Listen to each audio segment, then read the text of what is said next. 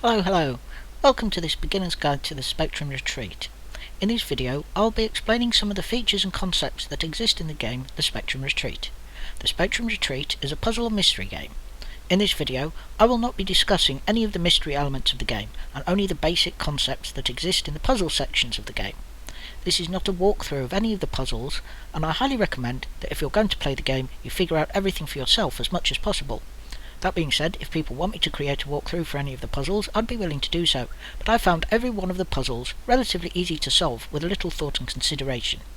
However, some of the concepts in the game took me quite a while to figure out, and that's what prompted me to produce this video, so you don't have to waste time thinking about how things work, and can just get on with solving the puzzles.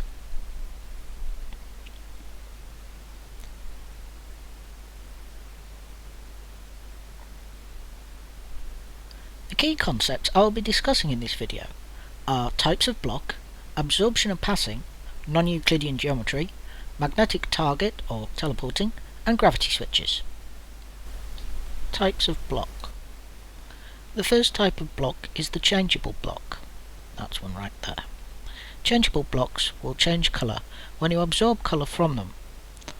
I'll cover absorbing and passing in the next section, but for now, know that the colour can be absorbed from a block, and when it is, the colour that you were carrying is transferred to a changeable block when you absorb its colour. You can see the colour that you are currently carrying on the outline of the phone in the bottom right hand corner of the screen.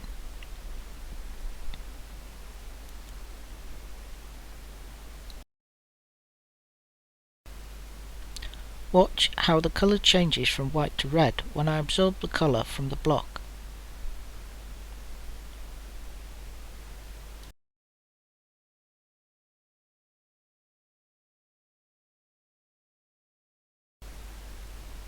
And then back from red to white again when I absorb colour from the white block. This is a concept which is difficult to grasp at first, as it may feel that you're simply transferring colour between blocks or switching blocks from one state to another. Early on, with only two colours in the puzzles, I mistakenly thought I was switching the blocks from red to white and vice versa. Only later, when a third colour was introduced, I realised what was really going on. So it's important to only think about absorbing the colours. I'll discuss this more in detail later. What's important here is to recognise what a changeable block looks like. Changeable blocks are the most common type of block you will find in the puzzles. The next kind of block are permanent blocks. You can recognise permanent blocks by the way they are seated in a little dock or holder. We're looking at one right now. Permanent blocks can be absorbed just like changeable blocks. However, when you absorb the colour from a permanent block, it will revert to its original colour immediately afterwards, rather than retaining the colour that you were previously carrying. I can absorb the red colour from this permanent red block, but it will not retain the white colour that I am currently carrying, and will revert to its former red colour.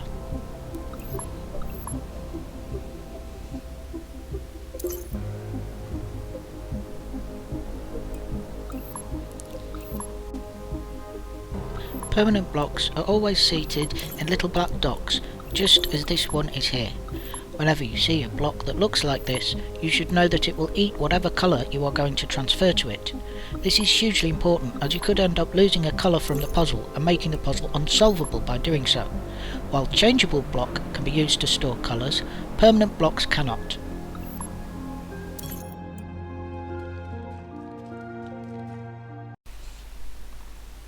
Panels. Panels are the next kind of block we're going to deal with.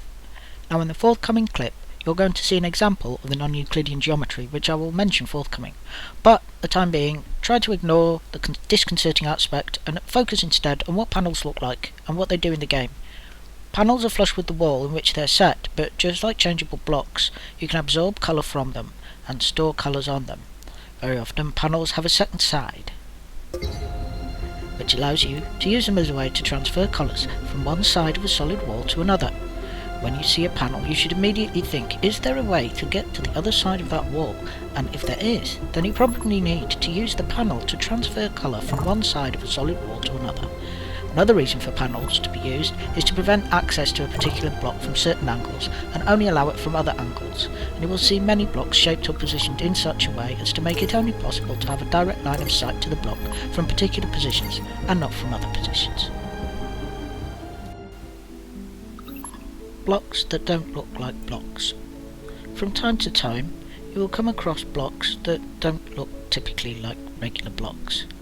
For example, this collection of small coloured blocks, which are red, actually each one individual works just like a regular changeable block. You might find other unusually shaped blocks. Have an experiment with them and see how they behave.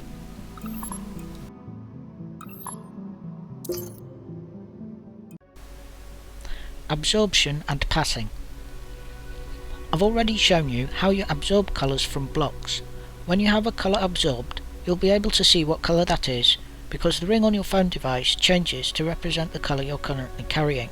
You can imagine that you're literally carrying the colour on your phone. Carrying a colour allows you to pass through barriers of that colour. Where the barriers are placed on the floor, carrying the colour means that you will pass through the floor and drop to whatever lies below. If you do not intend to drop through the floor, you need to make sure that you are not carrying the colour the barrier that represents the floor is. This concept of absorbing a colour which then allows you to pass through a particular colour barrier is fundamental to solving the puzzles.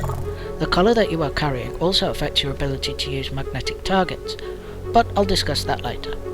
At times, you may need to transfer the colour you're carrying onto a block as a sort of placeholder in order to move the colours around the puzzle, but you can always tell what colour it is that you're carrying by checking the colour of the outline on your phone. Non-Euclidean geometry. There are parts of certain puzzles where, as you move around the puzzle, you come to realise that you're dealing with non-Euclidean geometry. That means that the three-dimensional space is not always laid out the way you'd expect it to be. For example, here we can drop down to the floor below,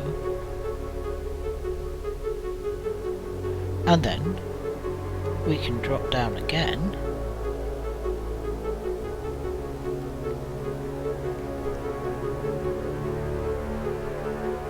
and we'll find ourselves at the level we started on.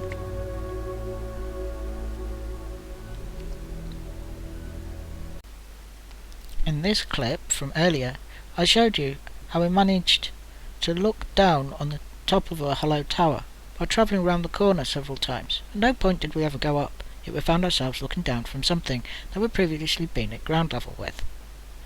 Just to remind you, here it is again. We turn right, and right again, and here we are looking down on something which shouldn't really be here. At least, not according to traditional 3D geometry, but we're not dealing with that. If at any point you find yourself getting disoriented while playing a particular puzzle, remind yourself that the hotel is called the Penrose. Magnetic targets, or teleportation. Once you reach a certain point in the puzzles, you will be presented with your first magnetic target. They look like this. Now you may not notice it when you first arrive on this level. Your phone will display a message that says something relating to teleportation module loaded or something like that. To call it teleportation I feel is a slight misnomer because you're being yanked through space. You don't simply disappear and then reappear at the target. I prefer to think of it as a magnetic attraction between the colour you're carrying on your phone and the target when you point your cursor at the target and activate it. Just like with absorbing colour from a block, all you need to be able to attract yourself to a magnetic target is a clear line of sight without any physical obstructions in the way. Even if you feel that the space through which you're looking is too small for a full-sized adult human body to move, nevertheless, as long as you can see through it to the target, you'll be yanked through space until you touch the target, at which point gravity will reassert itself.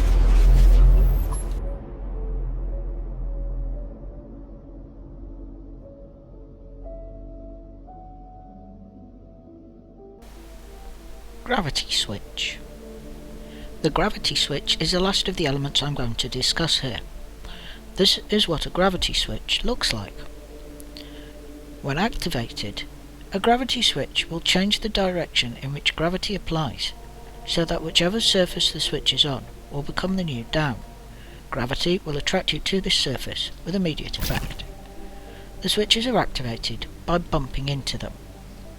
They can be used to bypass obstacles, which you would not ordinarily be able to bypass, and get to areas of the map that would be inaccessible were gravity not alterable.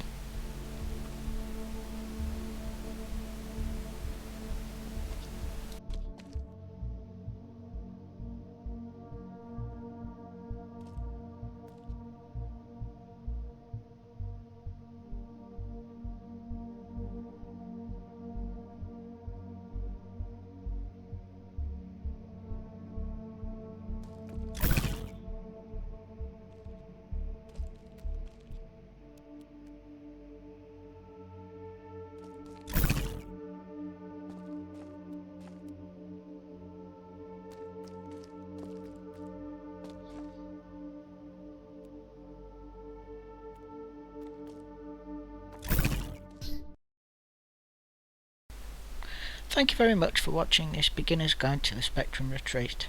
I hope you found it instructive. Please like the video and subscribe and hit the notifications bell to find out about other videos that I'm making here on this channel, which is almost entirely gaming related videos. So thank you again, and bye for now.